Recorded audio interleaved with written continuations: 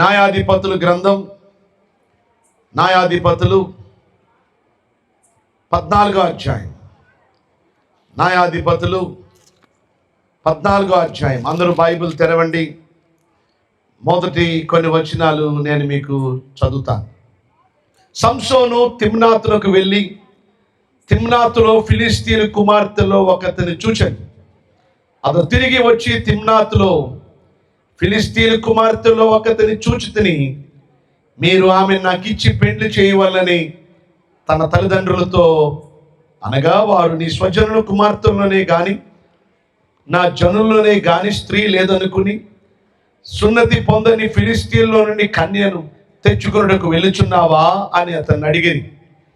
అందుకు సంసోను, ఆమె నాకు ఇష్టమైనది గనుక ఆమెను నా కొరకు తెప్పించమని తన తండ్రితో చెప్పాను.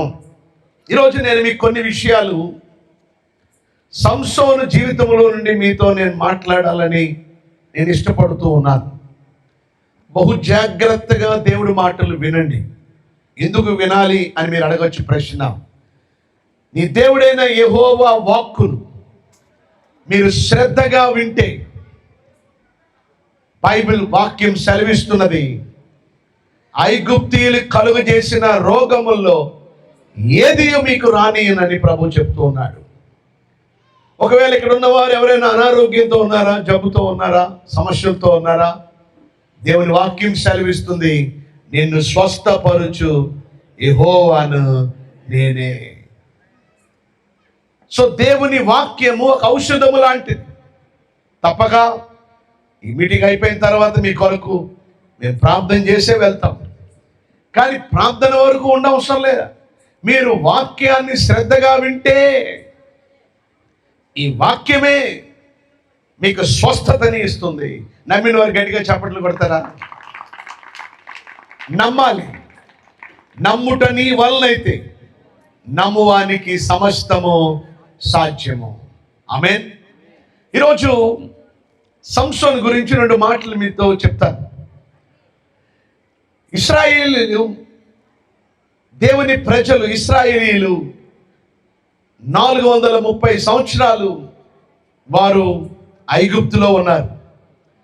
దేవుడు మోషేను పంపి వారిని ఐగుప్తులో నుండి పాలు తేనెలు ప్రవహించే దేశానికి నడిపించడానికి, వారిని ఆ ఐగుప్తులో నుండి విడిపించడానికి దేవుడు ఒక సాధనంగా దేవుడు వాడుకున్నాడు. ఒక నాయకుడిగా దేవుడు ఎన్నుకున్నాడు. అతని పేరు మోషే. మోషే తర్వాత జాషువా, యెహోషువాని దేవుడు నాయకుడిగా ఎన్నుకున్నాడు. ఎవరి జాషువా లేక యెహోషువా? మోషేకి పరిచారకుడిగా ఉన్నాడు. బైబిల్ సెలవిస్తుంది, మోషే దేవునికి పరిచారకుడు, యెహోషువా మోషేకు పరిచారకుడు. మోషే దగ్గర 40 సంవత్సరాలు 40 years he was very faithful. బహు నమ్మకంగా ఉన్నాడు. 40 సంవత్సరాలు మోషేని ఆయనతో పాటు ట్రావెల్ చేశాడు. దేవుడు మోషే తర్వాత ఇశ్రాయేలీయులను నడిపించడానికి నాయకుడిగా దేవుడు ఎన్నుకున్నాడు. So after Moses, Joshua became the leader. Joshua అద్భుతంగా పాలు తేనెలు ప్రవహించే దేశానికి వారిని నడిపించాడు. ఎవరి స్వాస్యాలు వారికి పంచిపెట్టడానికి కూడా దేవుడు ఆయన్ని వాడుకున్నాడు. అయితే జాషువా తర్వాత, యెహోషువా తర్వాత సరైన నాయకుడు కనపడలే. మోషే తర్వాత యెహోషువా ఉన్నాడు, కానీ యెహోషువా తర్వాత మరొక నాయకుడు లేడు. అందును బట్టి దేవుడు న్యాయాధిపతుల్ని ఏర్పాటు చేసుకున్నాడు. చెప్పండి, ఎవరిని ఏర్పాటు చేసుకున్నాడు? న్యాయాధిపతుల్ని దేవుడు ఏర్పాటు చేసుకున్నాడు. దగ్గర దగ్గర 12 మంది న్యాయాధిపతులు ఉన్నారు. 12 జడ్జెస్. ఒత్నియేలు మొదలుకొని మొదటి న్యాయాధిపతి పేరు ఒత్నియేలు. సో అక్కడ నుండి న్యాయాధిపతుల్ని దేవుడు ఎన్నుకున్నాడు. అలాగా ఒత్నియేలు తర్వాత మరొకరు తర్వాత మరొకరు, అలాగా 12 మంది. ఇక చివరి న్యాయాధిపతి ఎవరు అంటే సంసోను. సో చివరి న్యాయాధిపతిగా సంసోను ఉన్నాడు.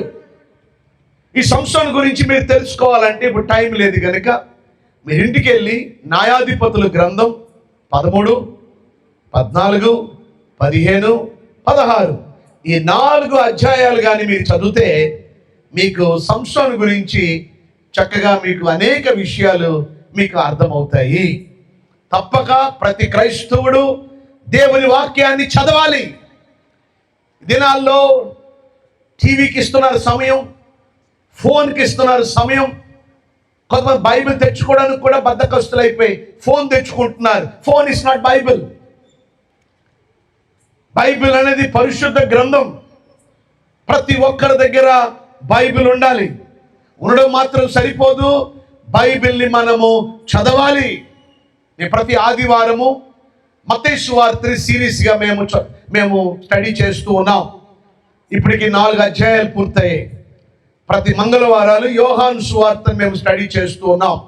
సంవత్సరంన్నర నుండి మేము ఇప్పుడు 8వ అధ్యాయంలోకి వచ్చాం.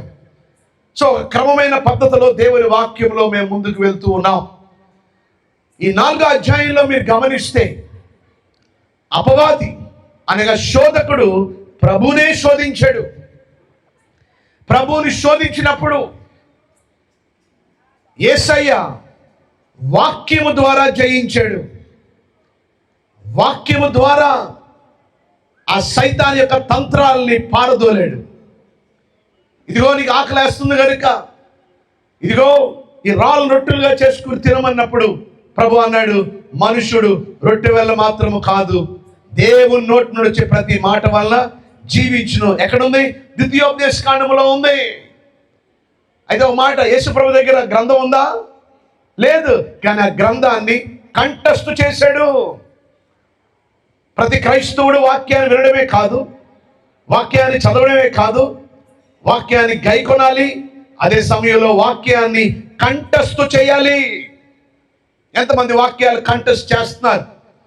సండే స్కూల్ పిల్లలకి మాత్రం కంఠస్థ వాక్యాలని వాళ్ళతో కంఠస్థ్ చేపిస్తాం, కానీ మనకు ఒక అక్షరం కూడా రాదు. మనకి తప్పక ప్రతి క్రైస్తవుడు దేవుని వాక్యాల్ని మనం కంఠస్థు చేయాలి. సో ఈరోజు దేవుని వాక్యం చాలా ప్రాముఖ్యమైంది. ఈ శోధనల్ని మనం జయించాలంటే ఈరోజు 10 కారణాలు చెప్పాను. సైతాన్ శోధనల్ని జయించాలంటే ఇప్పుడు 10 చెప్పడానికి టైం లేదు, కానీ ఒకటి ఏంటి అంటే గాడ్స్ వర్డ్, దేవుని వాక్యము ద్వారానే మనం జయించగలం. అందుకనే దేవుని వాక్యాన్ని చదవాలి. సో మీ హోంవర్క్ ఏంటి? ఇంటికి వెళ్ళిన తర్వాత న్యాయాధిపతులు 13, 14, 15, 16 మీరు చదవాలి. చదివే పడుకోండి. ఆమేన్. సంసోను దాను వంశానికి చెందినవాడు. యాకోబుకి 12 మంది కుమారు, రూబేను, షిమియోను, లేవి, యూదా, గాదు, దాను ఇలా ఉన్నారు చూసారా. అందులో దాను వంశానికి చెందినవాడు సంసోన్. అతడు జొరియా పట్టణస్థుడు. ఏ పట్టణస్థుడు? సంసోన్ ఏ పట్టణానికి చెందినవాడు? జొరియా పట్టణం. ఈ జొరియా పట్టణం ఎక్కడుందంటే, ఈ జొరియా పట్టణం మీరు మ్యాప్లో చూడాలంటే యెరూషలేము మనకు అందరికీ తెలుసు. యెరూషలేముకి 15 మైళ్ళ దూరంలో ఉంది ఈ జొరియా పట్టణం. సో యెరూషలేముకి దగ్గరలో ఉన్న ఆ పట్టణంలో సంసోను పుట్టాడు. సంసోను అంటే అర్థము ఇబ్రూలో షిమ్షాన్. చెప్పండి ఇబ్రూలో ఏమంటారు చెప్పండి? షిమ్షాన్. అలాగా సంసోనికి నిక్ నేమ్ ఏంటో తెలుసా? సంసోన్ నిక్ నేమ్ సన్నీ. చెప్పండి, ఏం చెప్పండి? చెప్పాలి అందరూ. ఏం పేరంట? సన్నీ. ఎందుకు సన్నీ అన్నారంటే, సిమ్షోను అంటే అర్థము సన్. SON సన్ కాదు, SUN సన్. సన్ అంటే సూర్యుడు. చెప్పండి, ఏ పేరండి? సో సూర్యుడు అని పేరు పెట్టుకున్నాడు. ఎవరు? కొంచెం గట్టి చెప్పాలి. ఎవరు? సంసోను సూర్యుడు అని పేరు పెట్టుకున్నాడు.